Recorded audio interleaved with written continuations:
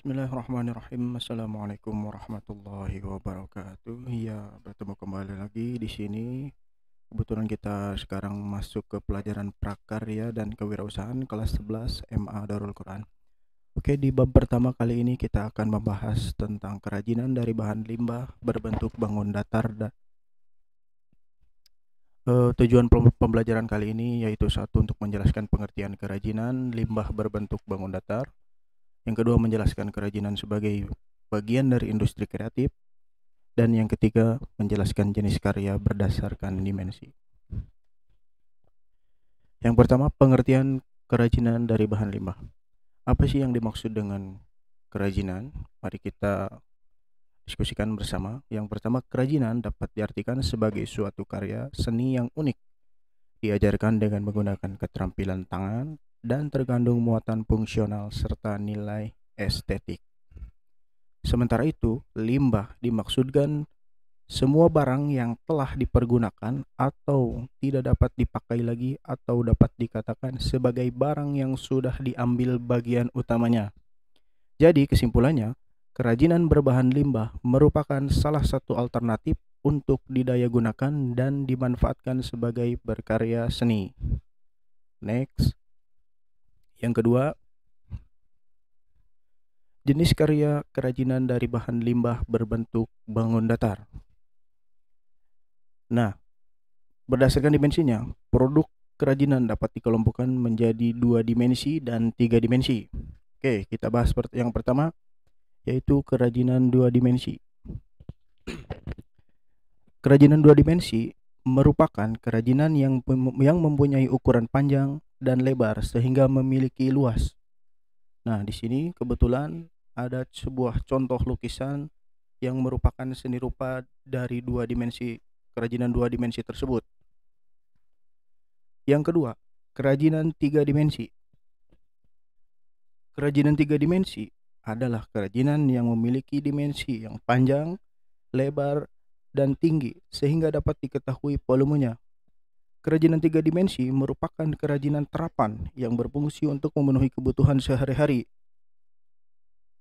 Di sini juga ada contoh dari kerajinan 3 dimensi, yaitu tas anyaman yang merupakan contoh kerajinan dari 3 dimensi tersebut. Next. Media berkarya kerajinan dari bahan limbah berbentuk bangun datar. Media berarti sarana atau alat untuk mencapai tujuan. Dalam konteks berkarya, media mencakupi pengertian bahan, alat, dan teknik yang digunakan dalam berkarya.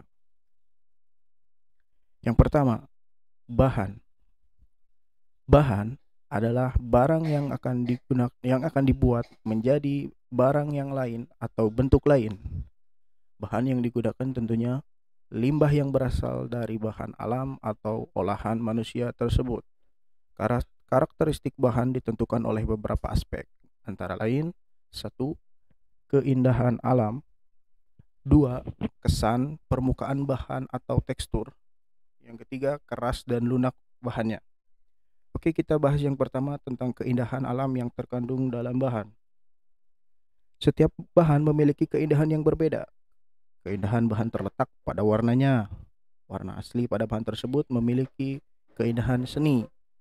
Nah, untuk yang kesan permukaan bahan atau tekstur ditentukan oleh warna, tetapi bisa juga karena sifat asli bahan tersebut. Bahan yang padat memberi kesan yang halus, sedangkan bahan yang tidak padat memberikan kesan permukaan yang kasar. Yang ketiga, keras dan lunaknya bahan.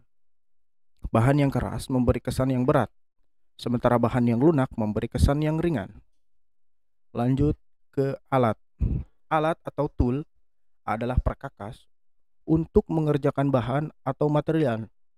Dalam karya seni, alat memiliki peranan penting karena dapat mengubah bahan menjadi karya seni yang mengagumkan. Yang ketiga yaitu teknik. Teknik merupakan cara untuk memanipulasi bahan dengan alat tertentu. Teknik yang baik adalah cara berkarya yang disesuaikan dengan sifat bahan dan peralatan yang digunakan. Terdapat 2 teknik dalam berkarya seni, yaitu 1. Teknik umum. atau teknik ketukangan adalah teknik berkarya yang dapat dilakukan oleh banyak orang. B. Teknik khusus atau teknik artistik adalah teknik berkarya seni yang khas dan berbeda dari orang lain. Next, berkarya pada media kerajinan dari bahan limbah berbentuk bangun datar. Membuat kerajinan dengan menggunakan bahan limbah yang berbentuk bangun datar memerlukan media yang tepat.